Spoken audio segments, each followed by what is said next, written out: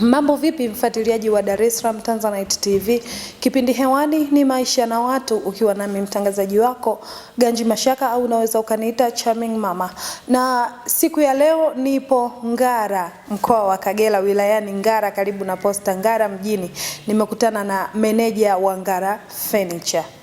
Bwana, mambo vipi? Poa vipi sister? Safi, uko poa? Mshukuru Mungu. Habari za majukumu? Safi, tunamshukuru Mungu pia. Vipi michakato Ngara?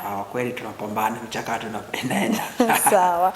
Kabla hatujafika katika mada, ningependa umwambie mtazamaji kwa majina yako na wewe ni kama nani hapa Ngara Furniture. Mimi kwa majina naitwa Mkombozi Sina Rabi Tamanga almaarufu kama MK. MK.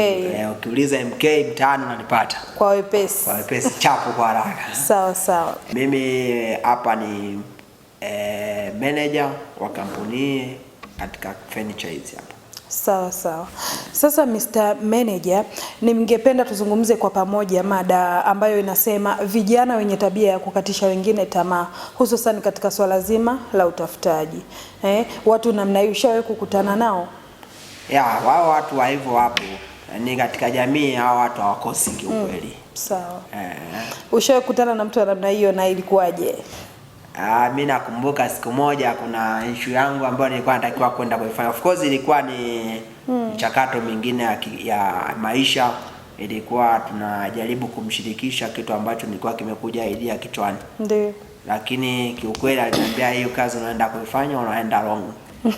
Unaenda haifai. Haifai kabisa. Sasa niambia sasa kwa maana unapokuwa tafuta kama sisi ambao tuna mafundi hapa tunafanya hizi kazi, lakini lazima uwe na vitu ambavyo tena vinaweza vikawa vinakuingizia kipato. Sawa sawa. Katika swala zima la ufundi, hebu niambie wakati unaanza changamoto ulizopitia na hawa watu wa kukatisha tamaa ilikuwaje? Kwanza kipindi naanza ufundi, maana yake ni kwamba ufundi watu walikuwa kiudharau. Yaani ufundi umekuwa ukidharaulika katika miaka ya nyuma iliyopita. Yaani kwamba mtu anaenda kwenye ufundi ameshafeli pote. Sasa akishafeli ndo anakuja kwenye ufundi kwa ajili ya kutafuta ile pesa ya kula. Kwamba amepata buku mbili, familia imekula. Sasa maisha ya ufundi hayako hivyo kiwalisia. Wala mtu asifikirie kwamba ufundi upo katika mifumo hii hapo. Ufundi ni ule ambao wewe jinsi ambavyo unavyojipromote na unavyofanya kazi ambayo ni nzuri, na wateja watakupa kazi ambayo inaendana na wewe kulingana na kazi unayofanya. Sawa sawa.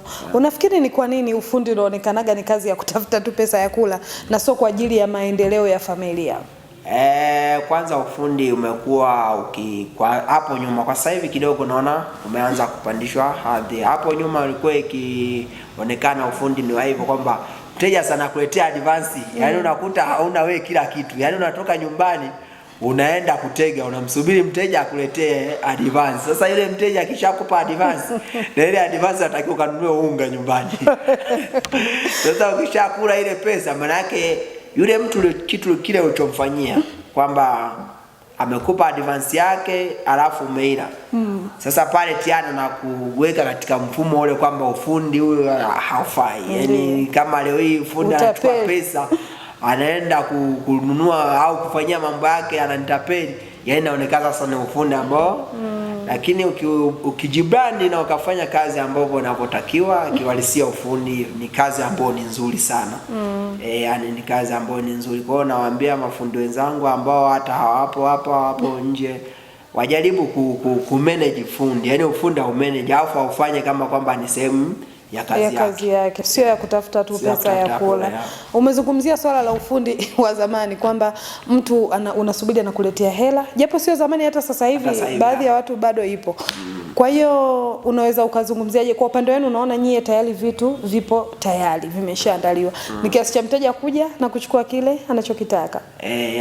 Of course kwa harakati nzima kama hiyo tulikuwa tukiongea, unapokuwa tunamtaji kuna vitu kama hivyo utaviepuka navyo, kwamba kuna mtu anaweza akawa anahitaji furniture kubeba hapo. Kama unavyoona ndugu mtazamaji, furniture ni nyingi ambazo mtu akihitaji furniture yote atafanyaje, ataibeba. Lakini pia swala la kuacha advance kama mteja ni tunaitwaga nikishika uchumba.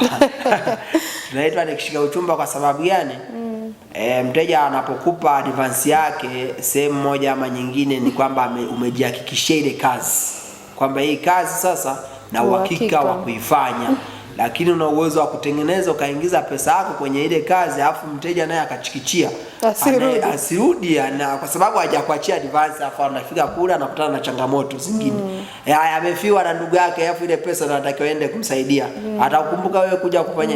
Lakini kama amekuachia, hata akikaa miezi miwili, kwa maana na hizo changamoto tunakutana nazo, na yeye anakuta hajakuachia kitu, anaenda mazima. Kwa hiyo tumekuwa tukifanya hivyo kwa sababu ya kujihakikishia kazi. Katika jamii inayotuzunguka sasa MK, asilimia kubwa ya vijana wamekuwa wanaogopa sana watu wanaowaambia kitu fulani usifanye, wanaowakatisha tamaa.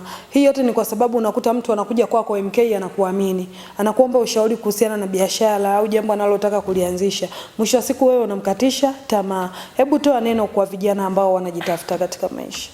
Kwanza niongelee katika swala la ukatishaji tamaa, hususani hata ukiachana na hii kazi ya furniture, tukiongelea issue nzima ya kijamii ya kukatishwa tamaa.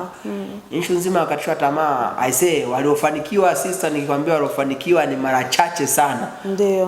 Kukupa ukweli kwamba bana fanya 1 2 3, kile unachofanya ukienda ukimshirikisha nakwambia hapo umefeli, hapo huwezi kutoboa, umeona? Yani unawahi kukatisha, lakini wakati ana uwezo wa kukwambia bana fanya hivi au pambane katika hili 1 2 3, utaweza kufika sehemu nyingine. Kwa hiyo mimi nawashauri vijana, unapokuwa unaenda kuhitaji ushauri, kwanza na wewe umeshatia nia kwamba kile kitu unahitaji kukifanya. Kwa maana unapoenda kutafuta ushauri, sio kwamba lazima akupe ushauri ukiufikiria wewe. Na yeye pia ana mawazo yake, yeye anaweza kukupa. Sasa kama ana mawazo yako, kwa hiyo kuna mawili, lile utakapo kwenye 10 utakayochukua, lazima kuna mmoja hapo utafanyaje, itakusaidia. Kwa hiyo pili, changamoto nyingine ambayo imekuwa katika issue nzima ya vijana. Vijana sasa hivi na wenyewe kiukweli, kama hizo kazi zetu za ufundi kuifanya, wamekuwa wakiziogopa, wanahitaji maisha ya chapu. Yani anahitaji kwamba leo akifanya kazi kesho apate matunda. Sasa kama kazi ya ufundi ni kazi sana kupata vitu kama hivyo, kwamba umeingia katika mfumo wa kutengeneza furniture, alafu ujifunze umalize, alafu ndio upate kipato, ni kazi. Kwa hiyo lazima uvumilivu uwepo, na kwenye harakati zingine ili uweze kufika sehemu moja ama nyingine, lazima uvumilivu uwepo. Uweze ukapata mafanikio bila kuwa na uvumilivu. Sawa. Asante sana MK kwa muda wako, lakini pia mtazamaji wa Dar es Salaam Tanzanite TV. Hivyo ndivyo tunamaliza katika kipindi hiki cha maisha na watu, na kitu ambacho amesisitiza zaidi MK, vijana msikate tamaa, vijana hususan watoto wa kiume msichague kazi. Hakikisha unafanya kazi ili uweze kujipatia kipato, na kama usiogope kuthubutu katika jambo lako ambalo unahitaji kufanikiwa. Ulikuwa na mimi mwanzo mpaka mwisho wa kipindi hiki, Ganji Mashaka, lakini pia nilikuwa na Mkombozi Bichamanga MK. Asante sana. Asante sana.